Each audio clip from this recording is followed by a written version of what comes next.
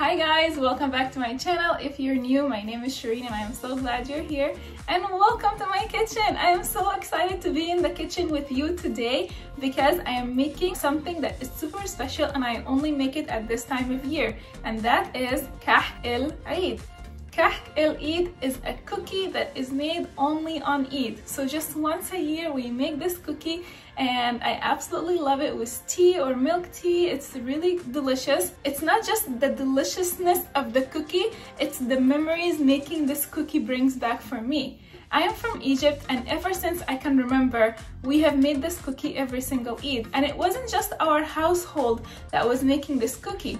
We lived in a tiny apartment in a building that was 7 floors long and each level had 2 apartments. So that's like 14 families in one building. And I remember the entire building would gather in just one apartment and make cookies all in as a big family. And the kids would help make out the cookies and the guys would help carry the trays.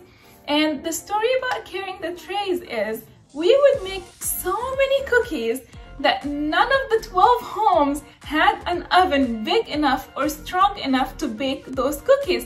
So we had to rent those really big trays and put the cookies on them and take them to the bakery around the corner and get them baked. And the bakery had so many trays from every building and each tray was labeled with someone's name and some time where it was arrived and a time that it's being picked up. And it just brings back so much memory. And I remember when we got a little bit older, we used to do the same thing at my grandma's house.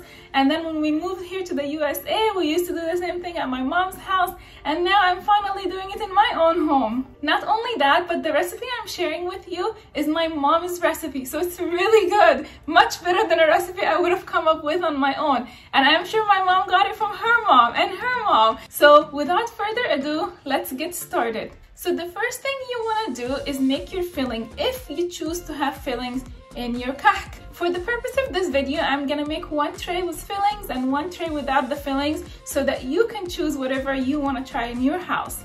So for the fillings, we need dates and almonds. You can also do dates and walnuts. It's up to you, but I love the combination of dates and almonds. And the first thing I'm gonna do is remove all the bits from my dates. And I'm gonna measure about 2 full cups of dates to 1 cup that's not so full of almonds. Basically, the ratio to dates and almonds is up to you, whatever you want. You can do just dates if you want, but I really like the taste of almond in things, so I like to put a lot more almonds, but it's totally up to you if you want to adjust that ratio. Now, 2 cups of dates with 1 cup of almond would give you fillings for this entire recipe. I am purposely making half without filling and I'm gonna save my extra filling for another batch that I will end up doing next week. I'm gonna add everything to a food processor and keep it going on low until it's well combined. Now we want to shape our fillings into small little balls, like so. Preparing the filling into small little balls makes the process of making the kahk much faster and much easier.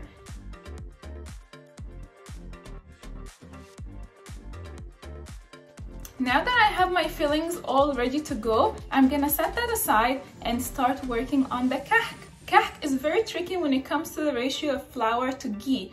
Ghee is the kind of butter that is super purified, like there is nothing in here but butter. The sticks of butter that you have in your fridge contains an amount of milk in it still. If you bring that to a boil, just for a little bit, you come closer to this. But it's just easier to buy this from the store. I got this exact jar from Costco and I know they have it at Food Max, and if you go to any Pakistani, Indian or Afghan store, they should have ghee as well. So this is the kind of butter you need. Now, it's 2 part flour and 1 part butter, so you can multiply this recipe however you want. But keep in mind, you should not be measuring this recipe with a measuring cup, because if you measure this with a measuring cup, you're gonna end up with way more butter than you need for this recipe. You should always weigh your ingredients. So on my scale, I have my mixing bowl and I'm gonna add 2 pounds of all-purpose flour. To that, I'm gonna add something that I would have gotten from Egypt, and it's called ريحة الكحك, meaning the smell of kahk. But it's basically a blend of spices that gives a really nice scent to the kahk. And it's really hard to find here. Actually, let me take that back. I don't know if it's hard to find here. I think it's impossible to find here. So my mom taught me this little thing that I can do with some of the spices. I'm using green cardamom, cloves, and cinnamon. Cinnamon, I already have that in a powder form. Cardamom and cloves, I don't. So I'm just going to get the seeds out of the green cardamom, add them to a Ziploc bag, add the cloves to them, and use my kitchen hammer to try to grind all that up to get some powder out of it. Because I know I didn't grind my spices 100%, I'm gonna use a sifter so that I don't get any of the big pieces into my flour.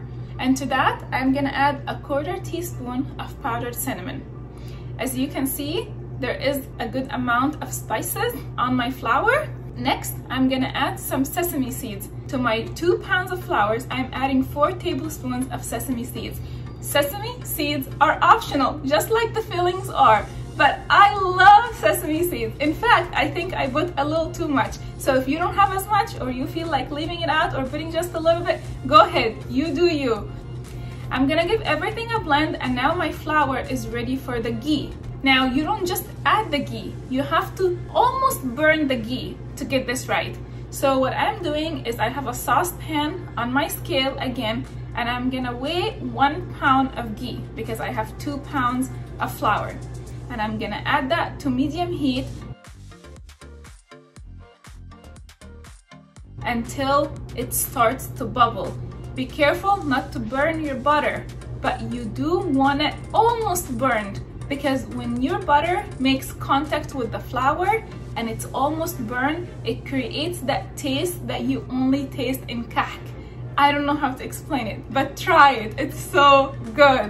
Now that my butter is ready, I'm making a hole within my flour with a spoon, and I'm gonna slowly add the ghee a little bit at a time. And you see those bubbles forming? Those bubbles forming in the flour is exactly what you're looking for. If you did not heat up your ghee, you would not get these bubbles. And it's almost like it's burning the flour just a little bit, so you're getting some kind of like smoky taste in the flour that is just so good. It cannot be replaced if you don't do that step.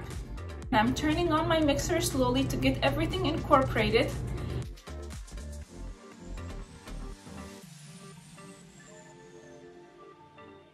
Now that everything is all incorporated, it's time to add the yeast.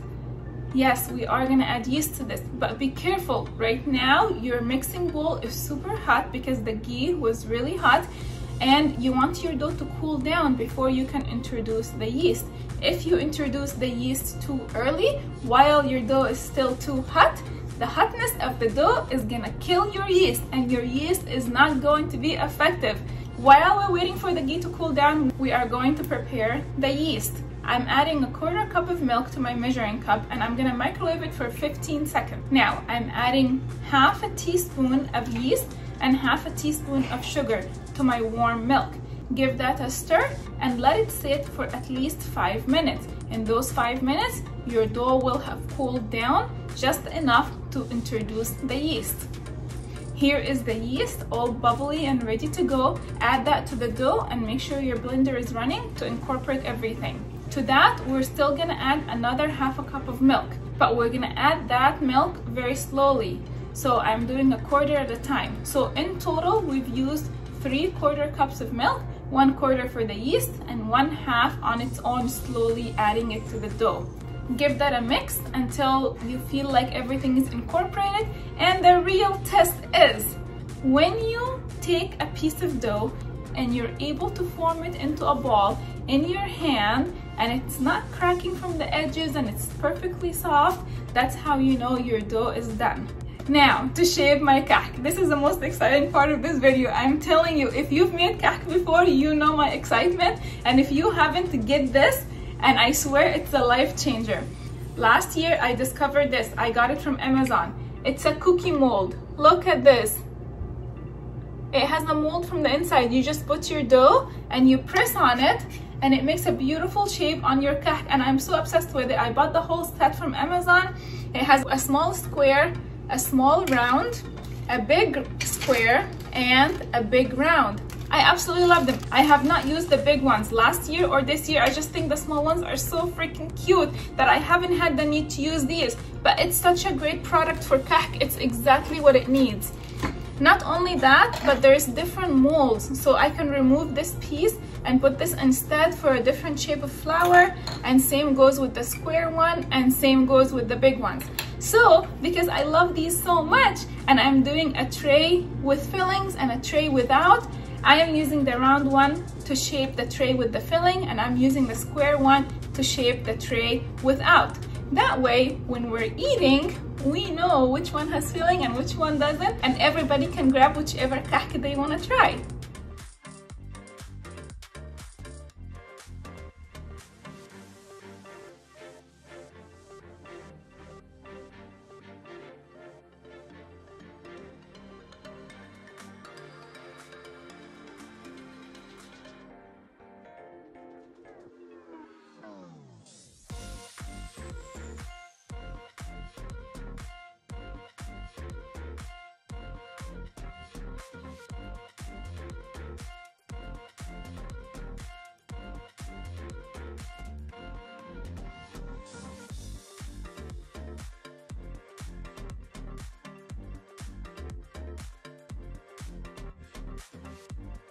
And look at this, you guys, my kahk is coming out so cute. I'm just so obsessed.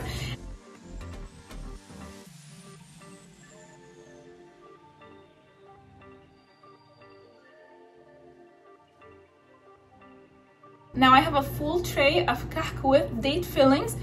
Now I'm gonna make the other tray, which is going to be just plain kahk.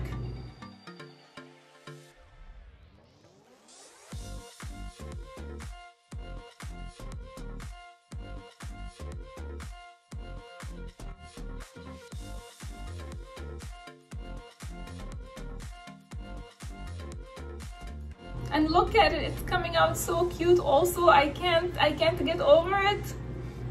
If you try this recipe, I really hope you do get these molds from Amazon, because it's a game changer with your kahk. Like, I absolutely loved it. Like, I remember last year when I was using it, I called my mom, I put her on FaceTime, and I was like, can you believe my kahk is coming out so cute? I can't believe I'm doing it. Like, I was so excited. It's crazy.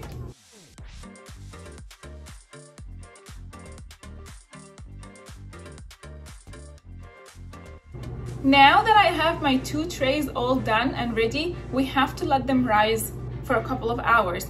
I'm going to put them in my oven. Please note, my oven is not on. I am simply putting them in my oven as a storage space. I'm just leaving them there for a couple of hours until they rise, and then I'm going to bake them.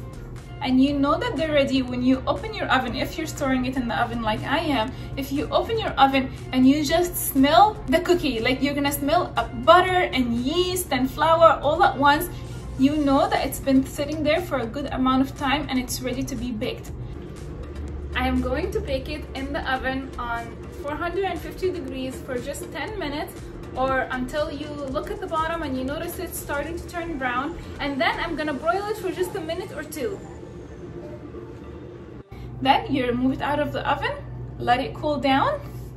Now there's a very traditional way to serving the kahk. Kahk is usually known to be served with tons of powdered sugar on the top. Some people will pick up the kahk and dip the whole thing in powdered sugar and then take a bite out of it.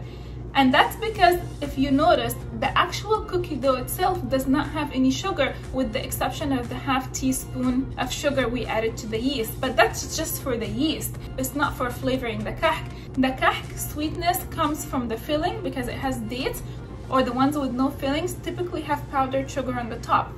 But so many people, including myself, have developed the taste for plain kahk. It has no sugar, but it is so yummy. It's so dense and flavorful because of all the ghee and the flour and the spices that we put in there. So it's actually the perfect cookie to eat with milk tea. If your tea is a little bit sweetened, it just gives that perfect balance. So when serving the kahk, some people will want a lot of powdered sugar on the top, and some people will want just a sprinkle, and some people will want it with nothing at all. So if you're making kahk and you have guests coming over, or you're gonna send it to somebody's house, be mindful of that.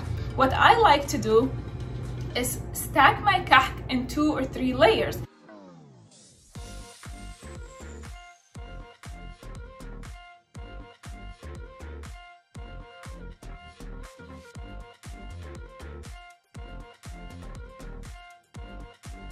and I just put the powdered sugar on the top. The powdered sugar ends up sitting only on the outer layer, so if someone doesn't want powdered sugar, they can dig in and get a kahk from the middle of the pile rather than the outside. I also like to dust my kahk with just a little bit of powdered sugar, not dip it in, and I feel like people always have the option to add more. And that's it, you guys. Honestly, it is so easy. You just want to be mindful of the steps, and the key is weighing your ingredients, not measuring them. I think that makes the biggest difference. I hope you guys loved this video. Like, it's one of the things that is so close to my heart, and I hope that showed through this video. I hope you liked it, and I hope you give it a try. If you do, tag me on Instagram. I would love to see your kahk and how you designed it and how you served it and all of that. And please don't forget to subscribe to my channel. I promise I have so many more exciting content coming your way. I'll say bye for now, and I'll see you next week. Bye bye.